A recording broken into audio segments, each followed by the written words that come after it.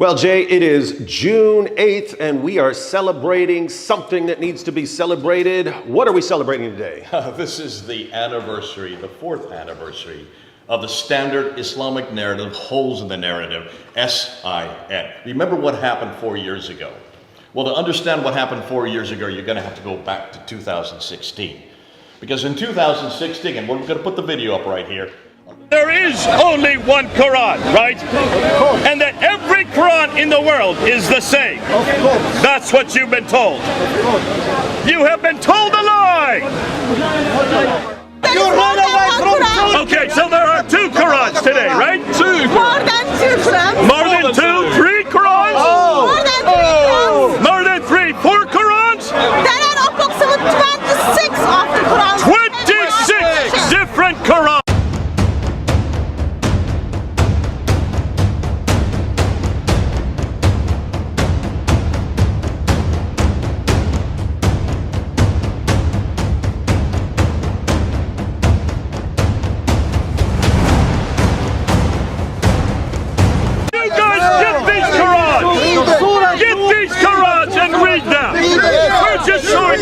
Oh, go ahead, start throwing things out. It says they were lied to.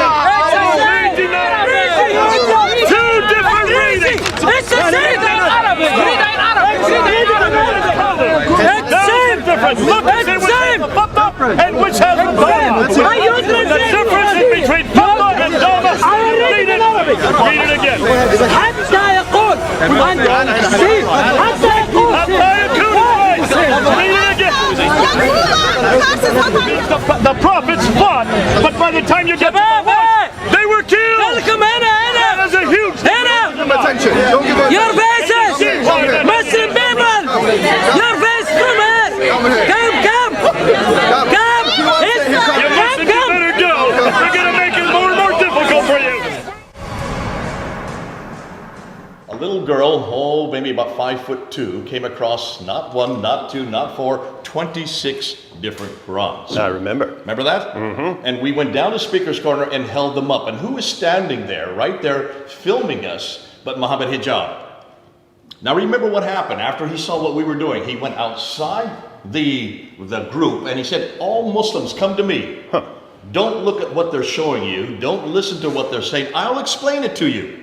This is June of 2016. Wait. Is this the same Muhammad Hijab who've been going around telling everyone about the perfect dot for dot, letter for letter preservation of the Quran? That's that it. guy? Now, why does he have to say that? Why is it perfectly preserved? Because the Quran says that in chapter 85. Chapter 85, verse 21 and 22. But it's not just that. It says it has never changed. That's in chapter 10, verse 15, chapter 18, verse 27. And why does it never change? Because Allah himself guards it in chapter 15, verse 9. So don't get upset with Muhammad Hijab. He has to say that. Everybody has said that. He's being a good Muslim. Being a good Muslim. Being a good Muslim. Obviously something happened though in 2016. What? He didn't say much, did he? He didn't have much to tell them, did he? No. So 4 years later, he needed help, didn't he? Yeah. So who did he go to? He went to Sheikh Yasser Qadhi because the interesting thing that happened was, for years you got the Dawah fans, they go to their Dawah guy. The Dawah guy tells them perfect preservation right down to the letter. They believe that. A Christian tells them otherwise. They don't listen to the Christian. Who are you going to listen to? You're going to listen to a Christian, you're going to listen to your Dawah guy. So they listen to the Dawah guy. And that went back and forth until it was actually put in their faces.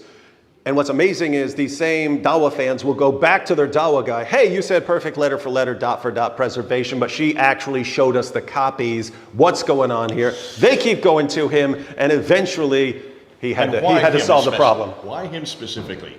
Because he is the only one that's got a doctorate from Yale University on this very subject. He literally wrote the book on the sciences of the Quran. 1995, he got his doctorate. So we're now in 2020. So we're talking about 25 years later. He should know what he's talking about, don't you think? And his dad, Mazhar Qazi, was one of the people who popularized. I have Dawah books by Mazhar Qazi saying there has never been one letter's difference between any 2 Qurans in the history of the Quran. So he was raised, Yasser Qadhi was raised to believe this. And he said it many times. In fact, we're going to show you right here a clip of where he's saying it over and over and over again. Now, their Quran is exactly the same. The Quran shall remain uncorrupted, untouched, and unchallenged until the day of judgment. So he comes to him hoping that maybe he can answer. And you phoned me up and says, Jay, you got to watch this. But you didn't know what was going to happen, did you? I didn't know what was going to happen.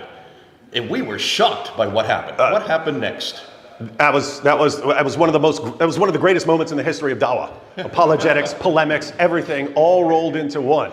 This was Muhammad Hijab trying to, he really seemed to think that Yasser Qadhi is going to fix all of this. Yeah. I'm talking to Yasser Qadhi. This is the man. He's the expert of the experts. He will explain how somehow there's just one Quran. He's gonna make it clear. So what did he do first? He put out his hand. Remember, he put out his hand. He said, listen, this is a blank sheet of paper. Tell me, blank mushaf. which is the one that you're going to put on there? Which is the one that's the eternal Quran? Yeah. Which is the one that was revealed to Muhammad? Which was the one that Uthman wrote in 652? Tell me, which is it? The Hafs? Is it the Warsh? Is it the Hikzai? Before he could answer, before he could stop his sentence, what did Yasser Qadhi say? Said, it's not an easy question. That's right. Which it should be. If there's one Quran perfectly preserved, that should be the easiest question in the history of humanity. And it wasn't. But yeah, you saw in that interview, Yasser Qadhi basically begging Muhammad Hijab to stop. Turn off the camera. Remember stop that? it. Yeah, I'll talk to you afterwards. Please stop. This is not wise, Yafi. It's not wise. They're going to be hearing this out there. They're going to be hearing all of this.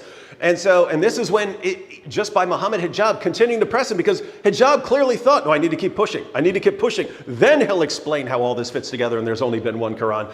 And just didn't work. And Yasser Qadhi ends up admitting. Before that, what did he say first? He said, remember, Al-Jazari, who is the world authority on the Qira'at, he wrote 80 books in the 1500s, and he never came to any conclusion. For the last 1,000 years, he said, the Muslim scholars don't know what to do with this question. If they don't know what to do with this question, what do you think I'm going to have to do with this question? And then he said one interesting thing. When he says, well, this should be an easy question. Is this what happened to you when you were at Yale University? Did you have a crisis of faith? He said, no. Not a crisis of faith, crisis of knowledge. And then he did a very interesting thing. He held the Quran up and he says, we have a respect for this Quran. We have a red line beyond which we don't go. There are certain questions we don't ask of this book. But at Yale University, there are no red lines. Yes, the non-Muslim scholars don't have those lines. And what did he say about the Western scholars? He said he said, as Muslims, when we raise a question and someone gives us an answer, we just accept it. Right. And he said, the Western academics, they'll keep pushing. And then he made this amazing admission. He said, and we know they're right because they're quoting our sources. So he's acknowledging that Muslims are accepting answers on why they have all these differences in the Quran. What did he say about Muhammad Hijab? He says, you in the East, are looking at you as if like the emperor with no clothes.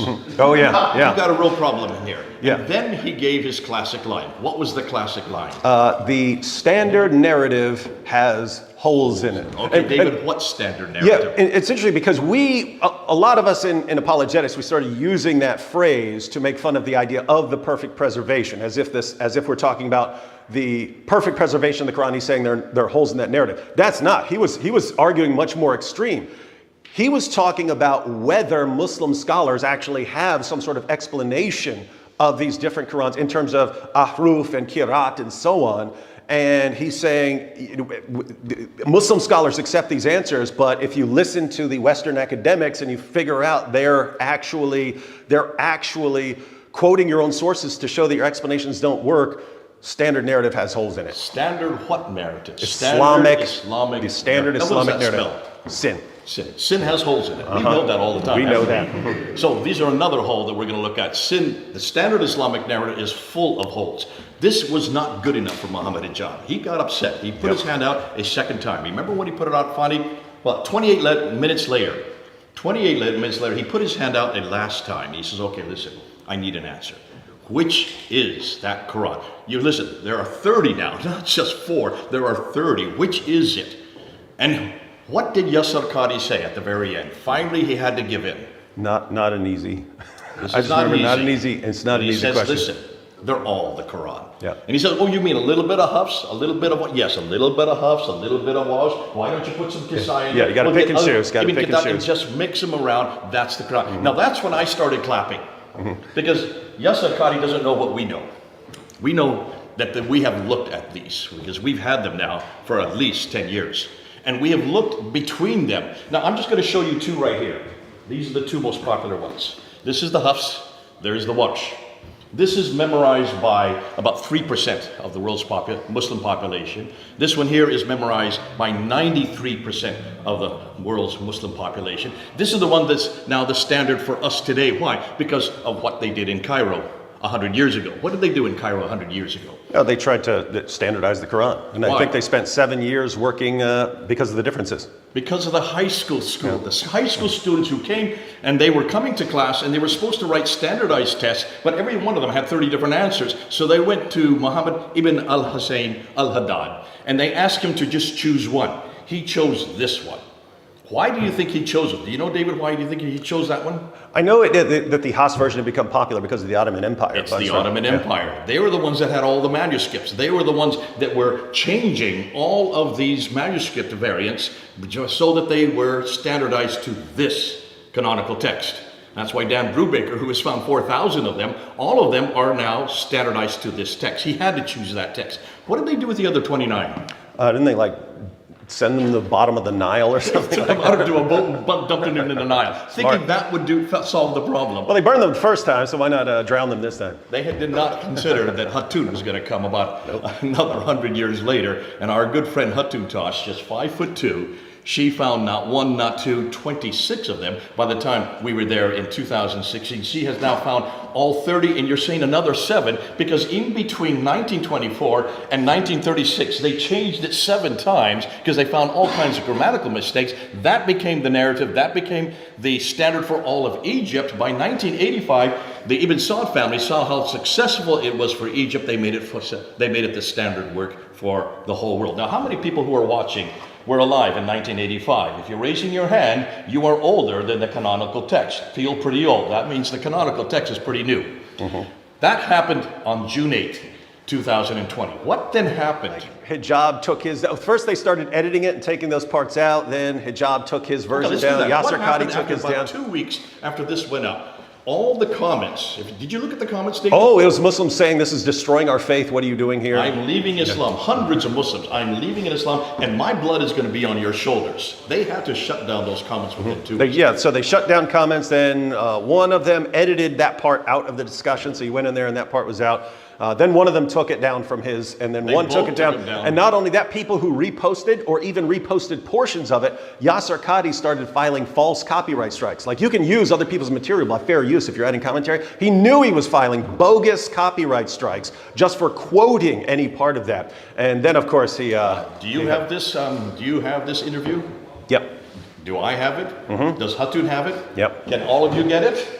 We have it. We've preserved it. We're going to do this every June 8th because of what happened on 2020. This is the 4th anniversary. But I want to then now go back to what happened on November 26th in June 2020. Obviously, Yasser Qadi was having great problems because he had to delete that off his site. He could not respond to that. Till today, he's still not been able to respond to that. Who did he go after? Why did he go after you, me, and Dan Brubaker? Because he likes us so much? Yeah, well, he does. I mean, he called us this. We're right here. Ultra-crepidarians. We're called the ultra-crepidarians. He called us a lot more than that. I think he called me an repulsive, repugnant, evil, vile jerk. That's right. And a lot of other things. But yeah, ultra-crepidarians, that was the good one. This is the word. You all know what this means? Somebody who knows nothing about what they're talking about. Who do you think is the ultra-crepidarian here?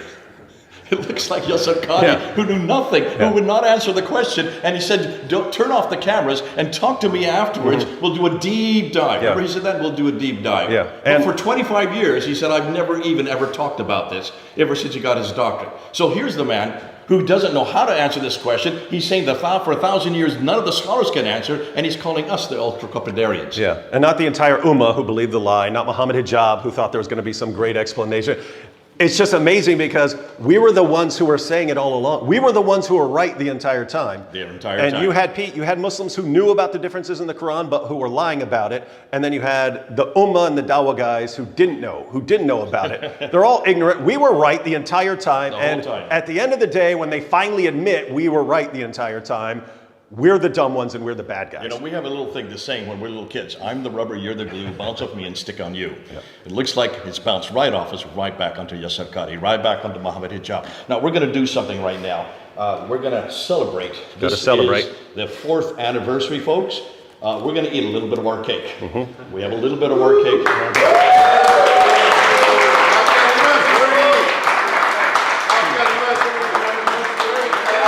I'll just say,